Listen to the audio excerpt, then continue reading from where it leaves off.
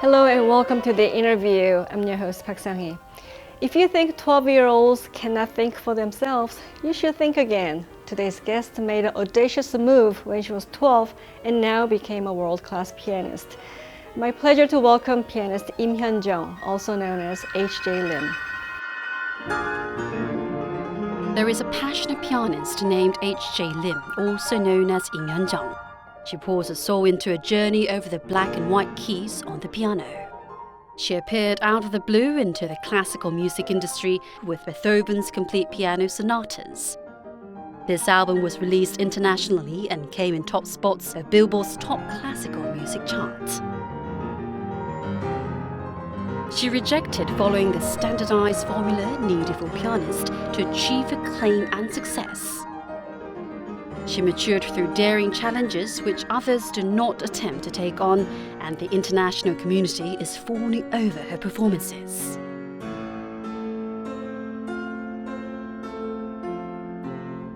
Let us enjoy her stunning performances and learn more about HJ LIM as a classical pianist and about her principles on this edition of The Innerview.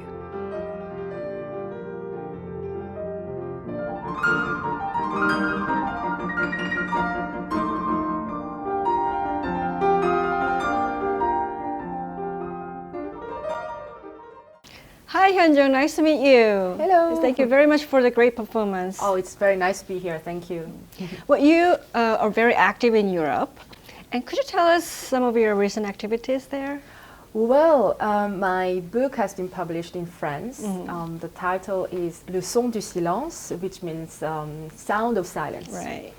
So I've been actually playing a lot, but also talking a lot about, just life, music. Your life and music.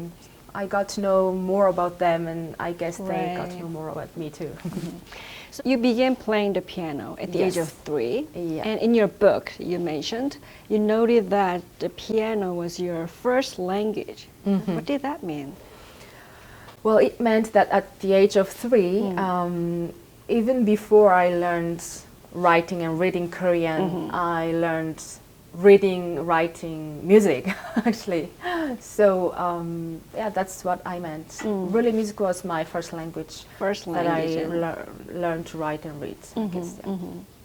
And you took a different route from so-called standardized music training course. Yes. So can I say that the beginning of your music career was different from others? Oh, well, I never felt very different.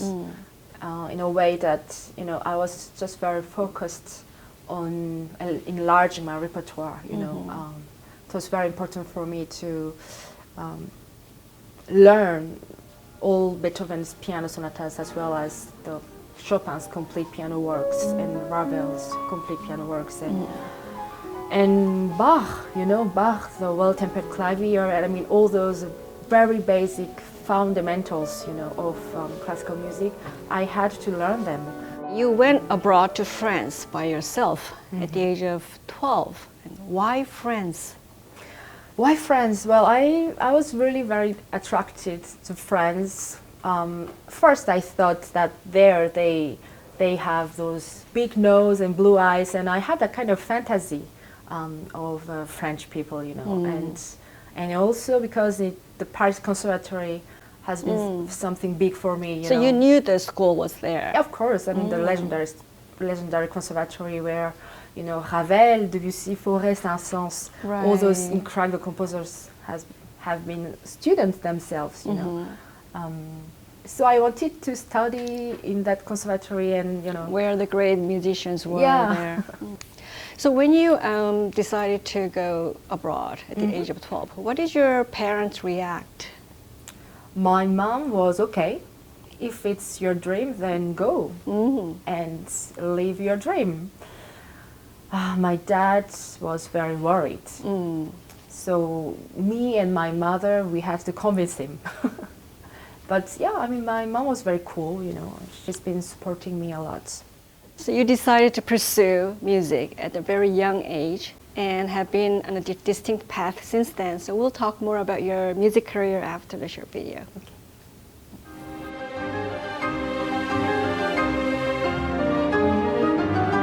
Okay. Piano can be a difficult and mysterious instrument, but one young lady's journey began when she became best friends with the notes on the sheet music.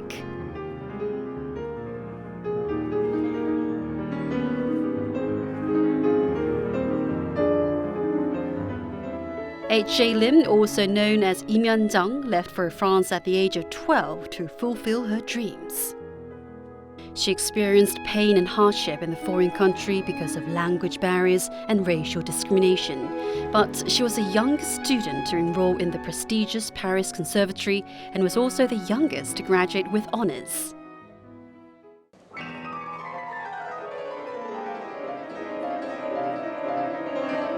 She performed Flight of the Bumblebee by Nikolai Rimsky-Korsakov at an encore recital in Belzile, Belgium in 2009.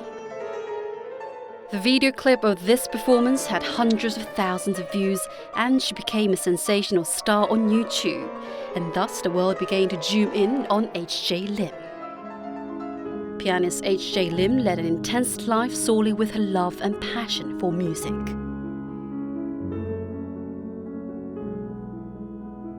In the history of classical music, she was the first pianist to release an album comprised of Beethoven's complete piano sonatas at the age of 24.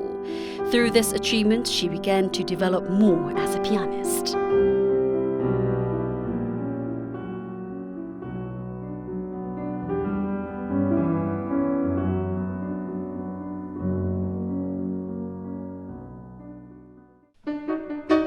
Back in February, she held a recital in her home country after 2 years. The pieces by 19th century classical music maestros came alive through her fingers. 피아니스트 임현정 씨의 특징이라고 말할 수 있는 부분은 바로 이 테크닉이 굉장히 화려하다는 점. 그래서 그 누구보다도 빠른 속주로 다른 피아니스트들이 표현할 수 없는 어떤 새로운 음악적인 의미와 모습을 드러내는 것이라고 말할 수 있겠습니다. Her dream and goal during her 20s was to master and perform all the piano repertoires created by the greatest composers before she turned 30 years old. HJ Lim is now in her 30s, a time when her thoughts and principles grow. We can look forward to her new dreams, challenges, and accomplishments. So you left in search of your dreams, but the reality wasn't so friendly, was it? Yeah. Weren't you afraid? I remember that music lesson that I had in junior high. The music teacher just called me in front of everybody. So I was very ashamed. I mean, why is he calling me? I mean, what is he going to do? And then he asked me to play piano. And at that time, I had a very, I had big troubles with kids. They hated me, and they thought that I was an alien, and they didn't know where I was Korea at all, and very difficult time. So yeah, I just played some music. What did you play? I played Chopin, Oh, Black okay. Kiss, Chopin Etude. Wow. Which was for me very playful and very friendly music, and so I thought maybe I can speak to them through that piece. And after the piece has been finished, there was a very heavy silence in the classroom. And I thought, oh my God, they hated it, they will hate me forever, oh, I was really so embarrassed. And then suddenly, applause, huge applauses, and I was like, oh, really? I was so moved. And then suddenly they wanted for the first time to be my friend. To be friends with you. Yeah, right. to be friends with me, and finally to speak with me, and then, finally they had interest in me. Yeah. And you got into, finally, your dream school, the Paris Conservatory. What was it like to get accepted? Do you remember? Wow, yeah, that was fantastic. I couldn't believe it. That had a great meaning for you, right? Yes. Because that was the reason that you went all the way to France. Yeah, absolutely. When I was in Korea, music was not really a passion at all.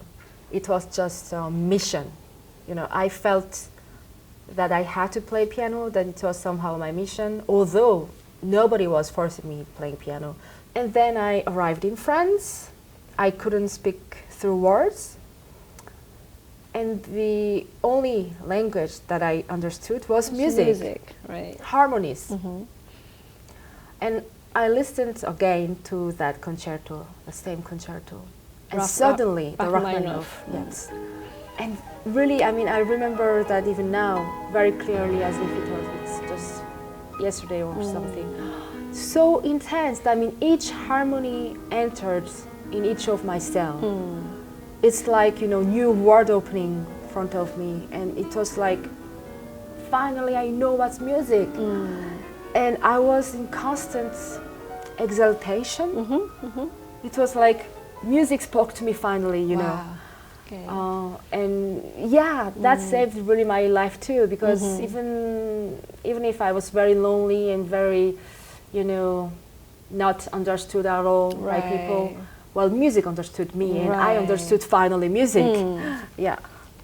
So That's that was great. really a big positive side of my life at the time. Great moment for you, right? Yes. So you were accepted as the youngest student. And is it true that you considered seriously to become Buddhist nun before entering the school? Yes. Why? Well, you know, just before entering the conservatory, the beginning of the course, I felt that need to retreat myself. So I had that spiritual retreat with a great Buddhist master. I was just questioning myself, and why am I here running after your dream, and then you have it, and then what? And what's next, you know? What's the purpose, the true purpose of my life? And I realized that's the true purpose of my life. I mean, at the time I thought, it's freedom. And actually that's why I left Korea, my hometown, to go to France, to be free through music and not, you know, the Being living, famous, or fame, or I don't know, wealth, Rich. or I mean, those things, I very quickly realized that that's an illusion, a big illusion. Because I mean, I got that dream, and then what? You know, I mean, I was not even happy. I mean, I was happy for a while, and then just normal, you know. But somehow you chose over school. Yes. And then you graduated with honors. Yeah. Well, you know, I couldn't pursue that, you know, my spiritual dream to be a nun, because the great Buddhist master refused me. He didn't accept me as his student, and he told me, well, you got to go to the conservatory, and we cannot accept you here. So you got rejected. Exactly, I got rejected by the Buddhist master. So I mean, at the time I was really very sad, you know. You're just too talented, I guess. And I realized that, you know, actually that freedom, the research of the essence of being can be explored through music. Through music as well. As well, You yeah. don't have to become a nun. Exactly, you don't have to just lock yourself in a mountain and pray all the day. You can do your prayers through music too. So that's how I accepted that rejection, I guess. Right. Yeah. And then you graduated with honors. Normally, you know, musicians, they gain recognition and fame through international concours and competitions, but you don't see the point of competition in music or Oh, arts. sure not. Right. Yeah, sure not. I mean, how can you compete, I don't know, Beethoven and Mozart? To whom would you give the first prize, you know, and Magritte and Picasso? Right. To whom would you give the first prize? I mean, yeah. Very early, I realized the nonsense of the competition, although I had to go through a competition anyway, because I mean, you have to at some point of your life, but you don't have to pursue that all the time, you know. So yeah, when I finished the conservatory, then my next objective was to just enlarge my repertoire, to be musician actually. To be musician. To be just a true musician. Right. And it was very funny, because I thought that a real artist is unknown. He's very lonely and just play piano, and he's in, you know, crazy, creation, and all the time very focusing on only music Only and music. music. And that's what I thought that I had to do. So I just explored, practiced the all Beethoven piano sonatas and all Chopin pieces and Rachmaninoff and many concertos and everything. So. Okay. Well, so your album, Beethoven's Complete Sonata, made you a rising star in the world of classical music. And you said that Beethoven was your homework in your 20s. Why Beethoven is so special for you? Well, Beethoven is special just because he is. I think to every musician, he's like a must. He's like father of music with Bach, Mozart, and Brahms, Schumann, and Ravel, or Rachmaninoff for pianists. So, I thought that a true pianist has to play the complete Beethoven piano sonatas, as well as all well-tempered clavier, and all Chopin's piano works, and Ravel's all piano works, as well as all the important concertos. 30. Is that what you meant by homework, right? Yes, I mean, it's not even good to do that. It's just a homework. It's homework. Like a scientist has to know some equations, in order to create something, So you have done your homework? Oh, well, my purpose was to master all those pieces. I mean, by mastering them, I mean you can play all those pieces when I wake you up at 3 a.m. And then you played all those pieces on concerts. Then you can say, maybe I can play them. I can maybe, I mean, you have all your life to master them. But I really had to, just learn all those pieces and to be able to play them in concerts and have them in my mind and fingers and brain and heart. Right. So Hyun-jung, if you don't mind, would you play some Beethoven for us? Yeah, and sure. for with the pleasure. viewers? Thank you.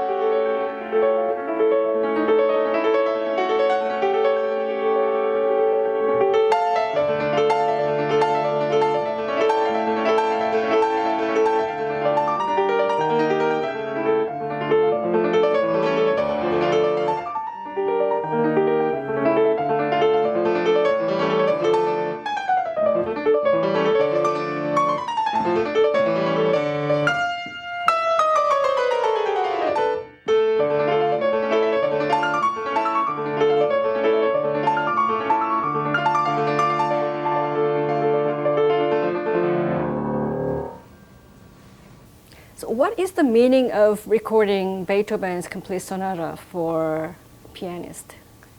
That has a huge meaning. At least for me, it means learning life. I thought that I would just play piano and learning each sonata musically, but at the end, Wow, it was an incredible adventure for You've me. been learning Beethoven's life. But oh no, Right? life itself. Life itself. Sure, because when you're learning about Beethoven's trouble in getting loved, to being loved, to being loved by a woman, and then he fell at that, I mean, he's been so much rejected by many women, and he fell in love many times, and he expressed those feelings in the music. And then when you learn about those internal struggles, then you learn about human being, and that's But about you were life. only 24 years old when you recorded it, right? Yes. So did you have hard time practicing and recording the whole thing, or Oh yeah. how of much course. work did you put in there?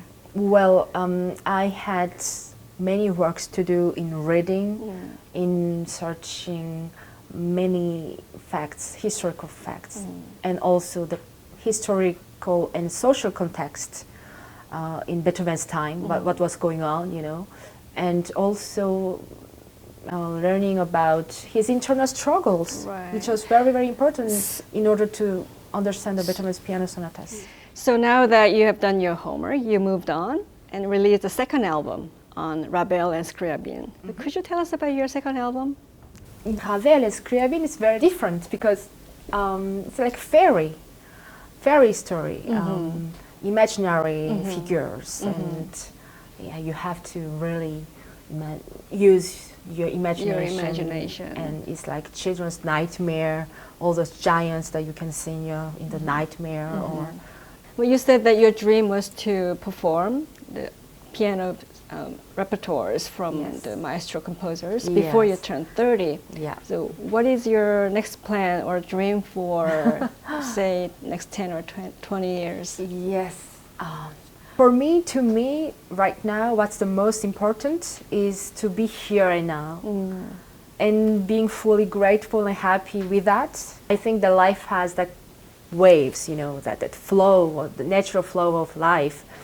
And now I would like to learn to swim with that flow, swim with that waves of life, and not swimming against those waves of life, Okay. Well, maybe your answer leads to my next question, which is the last and the official question of the interview. Well, our viewers, some of the young viewers are seeking new challenges or goals, or some of them might be searching for souls. So what is your advice for them? Have to have confidence in life and in music and in art in a way that if you're very sincere, honest, authentic to the music that you play, and that you're fully engaged and you're just all your being is for that music, then the awards, you don't have to pursue after that. It just comes to you very naturally. Okay. So I think maybe you should be doing the best that you can, right? Yes. Well, thank you so much, Hyun-jung. I must say that I had a great time with you and talking about your undying passion for music and life. And thank you so much for sharing your thoughts and words with us. Thank you. Thank you very much. Thanks so much for inviting me here.